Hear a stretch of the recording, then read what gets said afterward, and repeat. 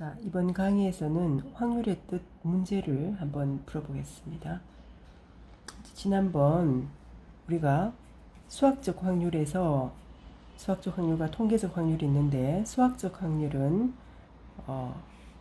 표본 공간 S의 근원사건, 이게 S는 표본 공간이죠. 표본 공간 모든 사건이 일어날 수 있는 경우 근원사건의 모든 개수분의 A 사건이 일어날 수 있는 개수, 이거를 우리는 확률 PA라고 얘기했습니다.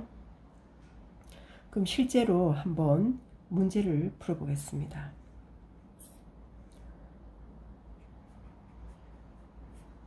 자, 교과서 40쪽 예제 1번인데 문제가, 자, 주머니에 우리 붉은색 공, 자, 붉은색 공 3개가 있고 파란 공 2개가 있습니다.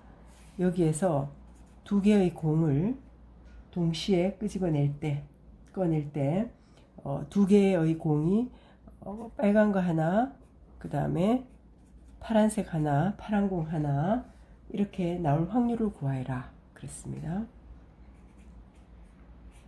그럼 먼저, 자, 2가지 방법으로 얘기를 해보겠는데, 먼저 우리가 근원사건, 여기에서 PA는 NS분의 NA라고 했는데, 이 NS라는 것은 모든 이 사건이 일어날 수 있는 경우죠.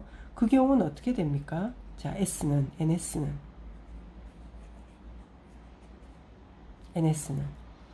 이 5개 중에서 2개를 끄집어내는 거죠. 순서는 상관이 없죠.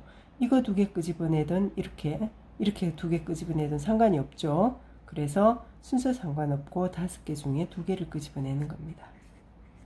OCA가 되겠죠.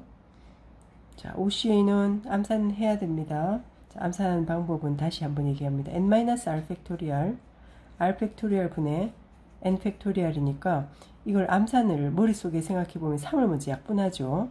3 다음에 4, 5가 남습니다. 4는 2와 약분돼서 10이 되겠죠. 10가지가 있을 수 있습니다. 그 다음 NA는 2개 중에서 빨간색 공 하나, 파란색 공 하나니까 빨간색 공 하나는 3개 중에 1개죠. 순서 상관없고. 그리고 파란색 공 하나, 2개 중에 1개, 이렇게 됩니다. 그래서 우리는 PA는 10분의 6이어서 자, 5분의 3이 될 겁니다. 그러면 처음이니까 요 10가지가 어떻게 일어나는지 우리가 한번 봅시다.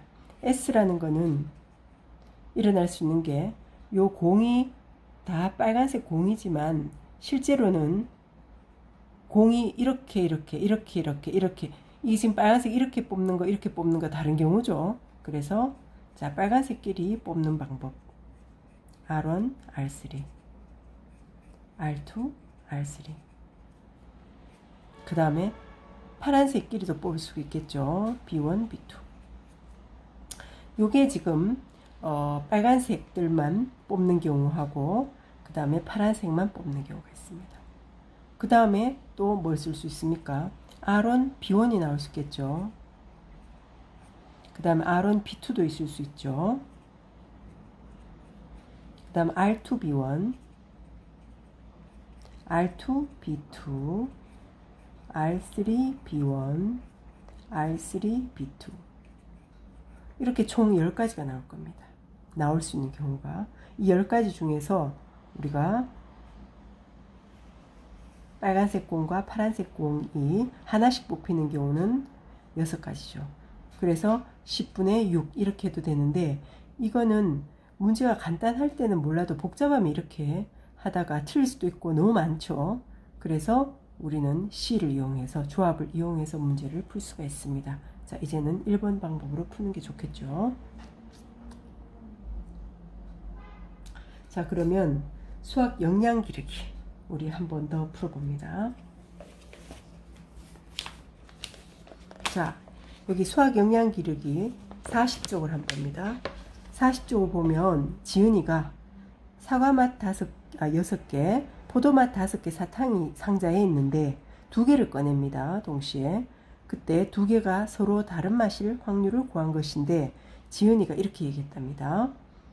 나올 수 있는 경우는 사과 맛 2개 또는 사과 맛 하나, 포도 맛 하나 또는 포도 맛 2개 이렇게 세 가지가 있으니까 세 가지 중에서 서로 다른 맛은 한 가지니까 3분의 1이다 이렇게 얘기했습니다. 뭐가 문제인지 여러분들이 찾았습니까? 자,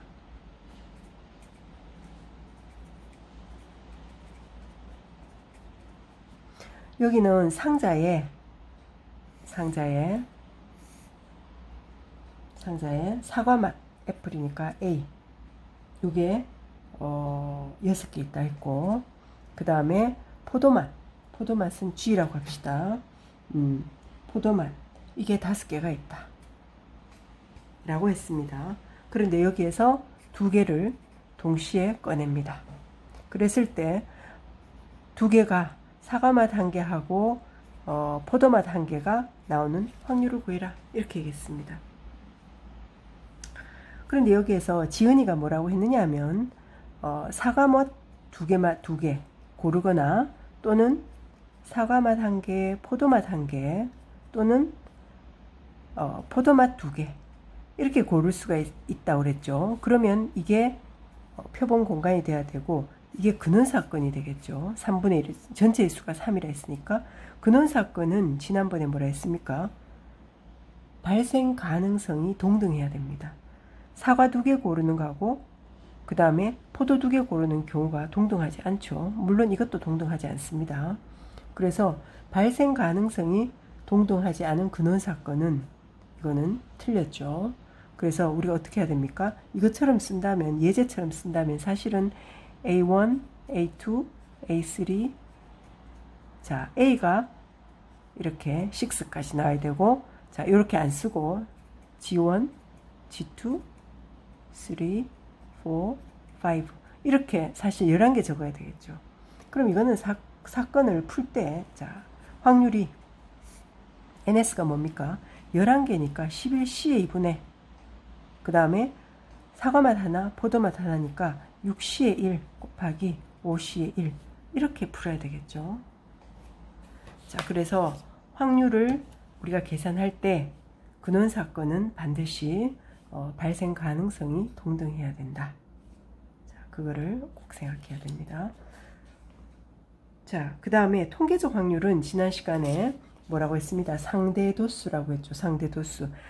통계적 확률은 반드시 시행을 한 뒤에 우리가 통계를 내는 겁니다. 그래서 분모는 여기에서 전체 시행 횟수분의 이거는 A 사건의 나온 횟수죠. 그래서 n이 커지면 커질수록 거의 얘는 P에 가까워진다. 그래서 시행 횟수를 많이 해야지 우리가 확률로서 인정할 수가 있다. 수학적 확률에 가까워진다. 이렇게 얘기했죠. 자, 그럼 확률의 성질에 대해서 한번 봅시다.